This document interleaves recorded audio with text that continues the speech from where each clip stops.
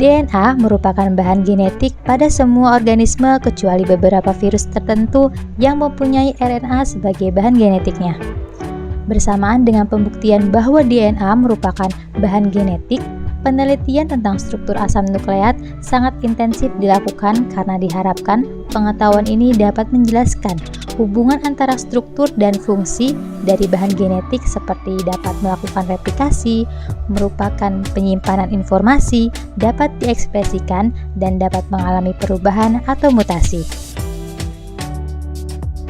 Adapun definisi dari replikasi DNA adalah proses penggandaan DNA untuk memperbanyak diri.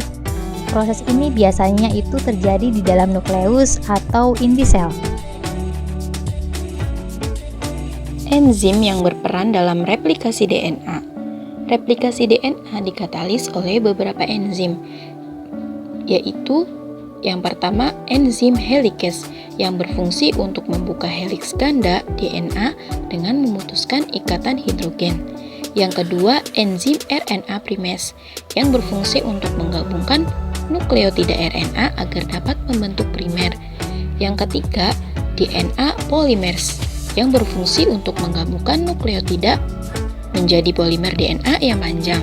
Yang keempat, enzim exonuklease yang berfungsi untuk memotong nukleotida baik pada bagian 5 maupun 3.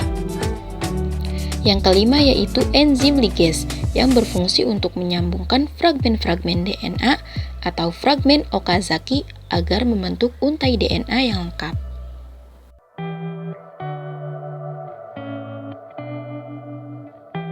Proses replikasi DNA.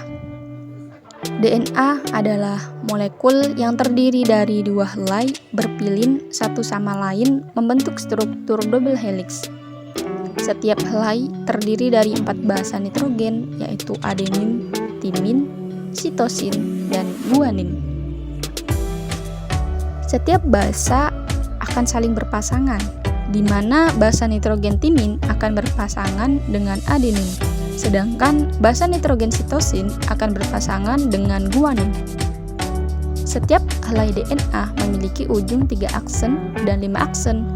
Kedua helai DNA ini memiliki arah jalan yang berlawanan. Hal inilah yang menentukan bagaimana setiap helai DNA direplikasi.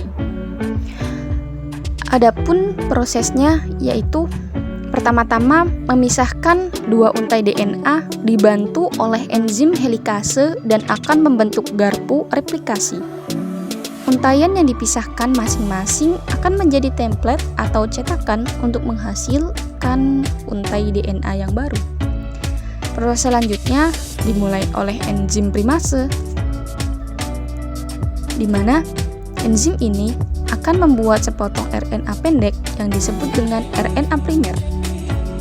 RNA primer ini akan menjadi titik awal untuk membuat untai baru DNA.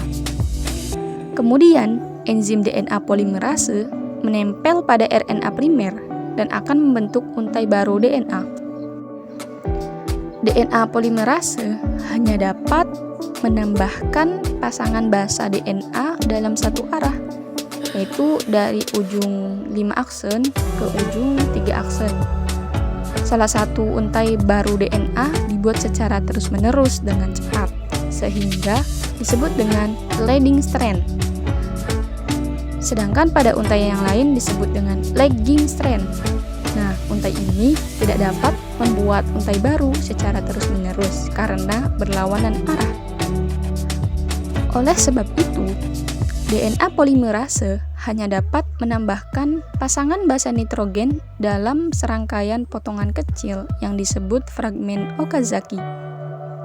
Setiap fragmen yang terbentuk dimulai dengan RNA primase yang menempel dan membentuk RNA primer. DNA polimerase ini kemudian menambahkan deretan pendek basa nitrogen dari arah 5 aksen ke 3 aksen. Kemudian, RNA primer berikutnya ditambahkan lebih lanjut pada lagging strand dan membentuk fragmen Okazaki yang lain. Proses ini akan terjadi secara berulang kali. Setelah untai DNA baru selesai, dibuat enzim eksonuklease akan menghapus semua RNA primer kepada kedua untai DNA. Kemudian enzim DNA polimerase ini akan mengisi bagian yang kosong dengan basa nitrogen. Terakhir, enzim ligase akan merekatkan setiap fragmen DNA di kedua untai untuk membentuk untai ganda yang utuh. Inilah proses replikasi DNA, di mana satu DNA double helix akan membentuk dua DNA double helix yang baru. Model replikasi DNA ini yaitu menggunakan semi-konservatif. Karena dengan pola semi-konservatif artinya bahwa setiap utas DNA menjadi cetakan bagi pembentuk utas baru.